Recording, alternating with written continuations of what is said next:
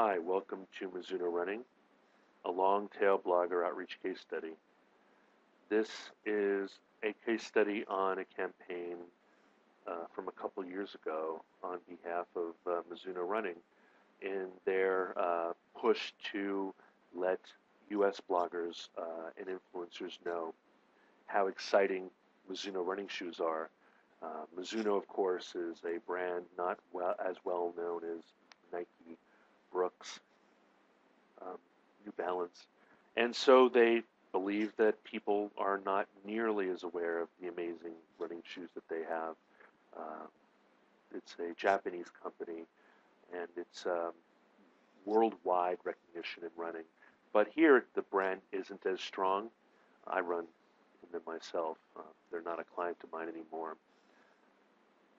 So what they did is they came to us. At that time, I was working, my company, Gerris Corp, was working with Meritus Media um, with an agency called McKinney directly with Mizuno US. And our job was to bring top influencers, celebrities, runners, athletes to become Mezamashii runners. What that included is offering the A-listers a pair of shoes to review and 10 shoes to give away to their friends and followers. The long-tail outreach, which included upwards of 5,000 potential runners, included one pair of shoes that they could review and one pair of shoes that they could then give to their readers. So that was my job. My job was to go down the long tail. It's earned media. In other words, it's a traditional PR campaign. If I could not get the blogger to cover Mizuno, I wasn't going to write checks. All I had to give him was a pair of shoes to review and a pair of shoes to offer to his followers. I guess in many ways that could be seen as compensation, but there is definitely pay per post these days. I had to win the outreach based on targeting and gifting, which is to say, offering a gift that was generous enough to take a blogger out enough to have value for value that they would take time out of their day to speak on our behalf. So here we go. You can reach me in a million different ways. After this presentation, everything will be on SlideShare and YouTube. SlideShare.net/Chris Abraham, YouTube.com/Chris Abraham, and many other ways. Feel free and please use outreach marketing as the hashtag. Why you should reach further than just the A-list? Well, the A-list, especially in ever since the advent of sites like InkyBee and Group High and Little Bird, people are lazy. They'll just find the easiest people to reach out to, whether it's All Top or Top Blogs or Group High or whatever, and they'll search for the top 100. But I got to tell you, thousands of agencies, tens and thousands of account social media PR people are reaching out to the same people on behalf of their brands. There's no barrier to entry. A lot of these blogs are easy to find, and if you restrict yourself to the top 100, you better be an amazing A-lister. In this case, Mizuno probably could have done just an A-list outreach. I must applaud them for going deeper, but everybody's fighting over the same 25 bloggers. It's sort of like during prom time, which everybody does, everybody's fighting over the captain of the football team and the head cheerleader. There are really beautiful people who are compelling and interesting, dateable, sexy, amazing, who are well below the cheerleading squad and the football team. Even below athletics, you can find people who haven't bloomed yet, and that's really the value of the long tail outreach. And if you reach out to just 25 or 100, you might get 3 or 4 or 5. You might even get Wall Street Journal or TechCrunch. But I can get you 133 bloggers, as you'll see in this campaign, plus those 3 from the A-list. Because, we had Meritus Media, we had McKinney, and we had us. So And with a national global brand like Mizuno, do you really have, can you compete? Even companies like Mizuno, who can compete globally with just an A-list outreach, are smart enough to hire me, their secret weapon. We collect every blogger who has ever had a thematic interest in our customers or a topical interest. We don't discern. We reach out to everybody. We collect them all into a universe. We get I'll show you a little bit later, their first name, last name, their email address. We don't get their last name. And their blog name and URL. I'll show that to you in a second. And we reach out to them via mail-merged email. And then we meet them in the inbox, and that's where the magic happens. Everybody talks about social media, online engagement, and influencer marketing, that you have to aspire to become everybody's bestie or their girlfriend or boyfriend. But the truth is that most engagement is transactional. You don't have to start with a warm outreach. You can start cold. The initial outreach is akin to speed dating. Not everybody's going to be interested in it. Reach out to a few thousand people. At the end of the day, I get 133 earned media blog posts. That's powerful, and that's only over the course of a couple months.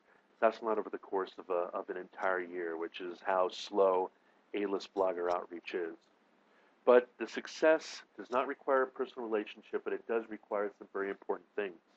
You need to make sure the list is targeted. You need to make sure there's a generous gift. It can be informational, but you've got to give till it hurts. Give till it hurts. You need to be able to give people the hardbound copy of the book, even if you just want to give them, the EPUB. You have to have your email outreach get into their inbox. You need a special mailer, or you need to have a special relationship, or you need to make sure everything's set up correctly, because if it ends up in their spam box, it's nowhere. You need to charm people in the inbox. I will live in that inbox after an outreach. I reach out to 4,000 bloggers. I immediately get 1,000 responses. I need to be on that inbox until it's empty. I need to respond to everybody carefully, conscientiously, kindly, and I need to convince them and seduce them in there. You can get the date, but trying to get the second date, which is the blog post, is the trick. And then all the people who don't reply to my first outreach, I reach out to them 2 more times, 2 follow-ups. Most people wuss out and don't, actually go the extra step for that. And my secret weapon is a social media news release, which is everything, including the kitchen sink website, microsite, informational site. I register a domain name. I put it onto a hosting company. I make it a flat file. I make it look and feel like the campaign site. And then it's all on one page. It's all scrollable. You can go to mezamashinews.com or MizunoRunningNews.com right now. Scroll it down. Check it out. I set it up really like a press release. News items about Mezamashii Run, about Mizuno, videos, photos, shoes, logos, social media contact, and tags. You click on any of those quick links, it automatically sends you down on a in-page link to an anchor text, and that's how it works. I include share this links because when I didn't, hoping that I would trap people into blogging about it, if they're not interested in blogging, they just won't. So it's better to make sure that you give them an easy way to move forward. If they don't want to blog, maybe they'll tweet you, maybe they'll Facebook you, maybe they'll plus you. But that's great. 44 people, at least 44 people shared this. And that doesn't include the people who naturally, when they write a blog post about it, promote their blog post over Twitter, Facebook, Pinterest, Google+, Tumblr, etc. You can see that all the content is pre-linked. It's chunked down into news items. All the videos have embed code. Everything is in line. There's not only the news items, but there's also info about the project, about the parent company. Videos are brought together with their embed codes, as you can see. So are photos, so are products. So are logos.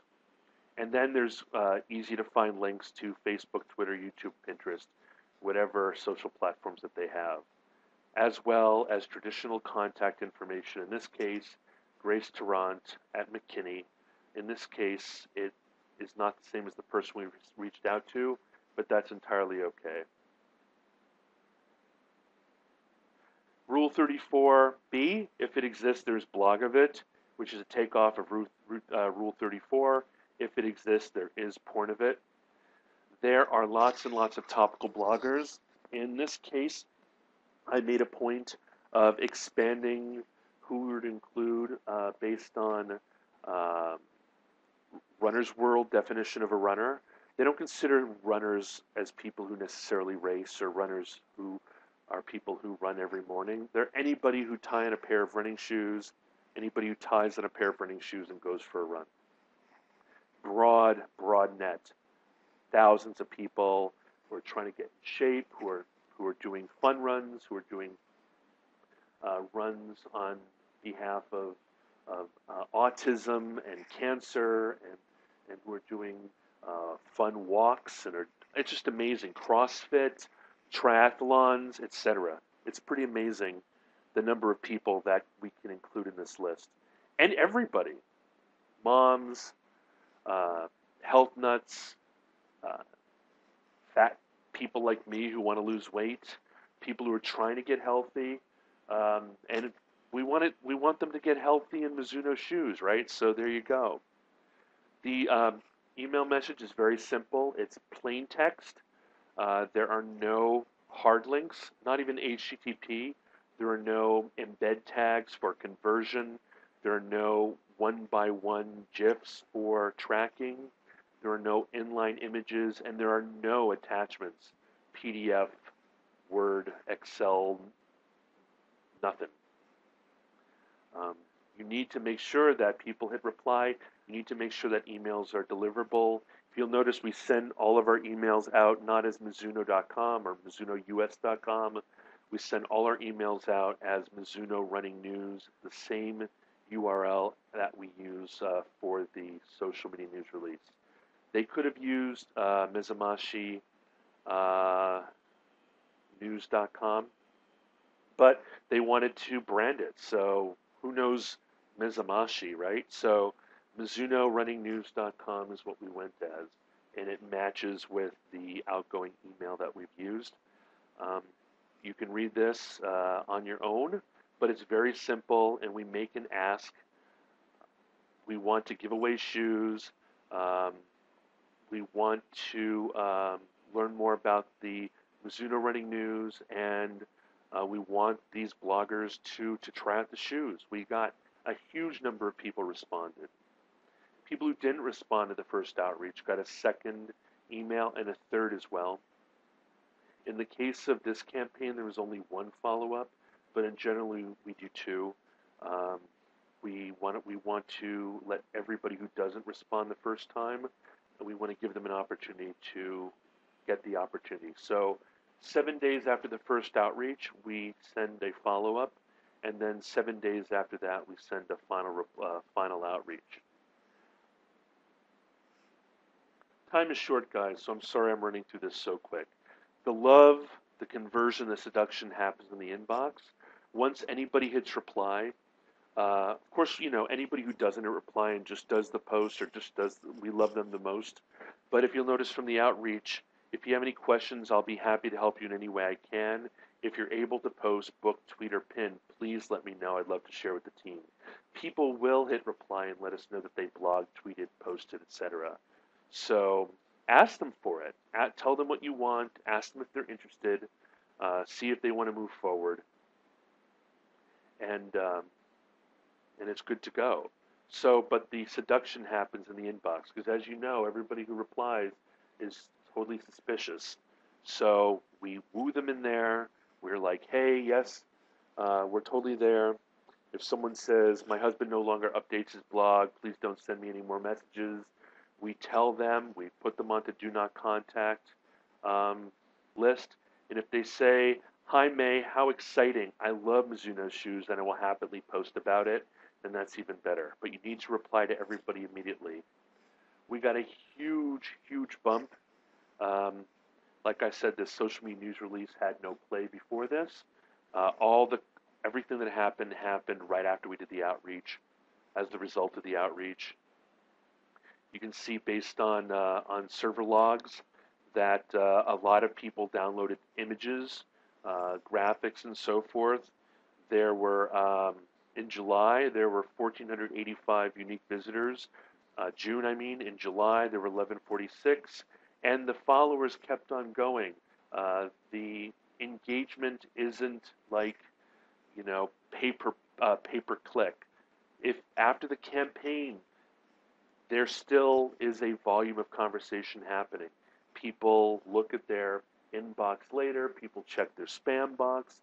The engagement keeps on going. You need to keep that social media news release up. Sometimes the bloggers are confused and link people to the SMNR, and then they kind of bounce back from there.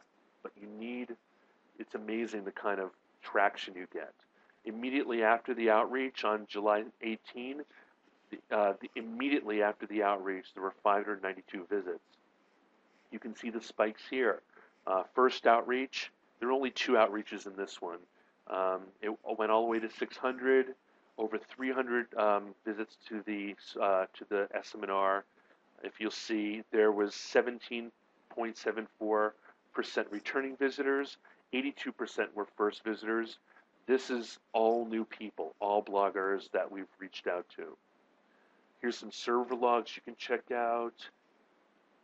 You can see that the bandwidth went up to 2.22 gigabytes. Huge number of people kept on downloading content. All the content lives on the server, so it's very important to keep the server living at least through the entire campaign to make sure that those inline graphics and so forth keep on living forward. Here's the day by day. You can see that that there were huge numbers of posts that happened on July 2nd, 3rd, and 4th, and then again on July 12th. There were 133 earned media blog posts, 1,350 tweets, and 40 others. Huge number of mentions, including Feed the Habit, My First 5K and More, Run with MJ Runner, Sponsor the Fool, Fit Body Now, Run Geek Girl Run, Midwest Multisport Life, and then Twitter, Pinterest, and Facebook posts, tons and tons of those, and a lot of SEO benefits as well. Here you can see refer logs showing that there were a lot of people from Facebook and WordPress and more from Facebook and Detroit Runner, My First 5K, Body Fit Now, tons of stuff, blog posts, lots of people came on board. And their blog posts last forever, unlike social media where, once it goes through its initial share and retweet cycle, it really doesn't last much longer. Here's some more refer logs. Here's some influensive search on long-tail blogger campaigns.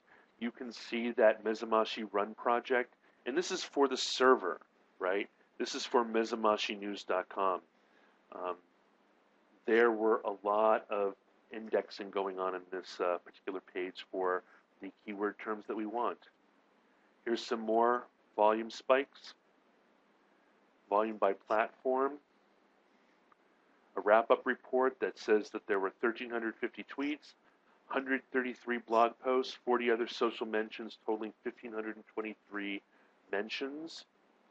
And remember, be kind, for everyone you meet is fighting a hard battle. I'm running out of time. This is a lot to go through, and I only have 30 more seconds. So don't forget, no matter how spicy these bloggers get, always hugs, not horns. And feel free to contact me with any questions you have. I'm really always willing to help you out. Again, slideshare.net/ChrisAbraham and youtube.com/ChrisAbraham is where this presentation is going to be. I hope to meet you guys in the future, and I'll talk to you soon. Thank you. Goodbye.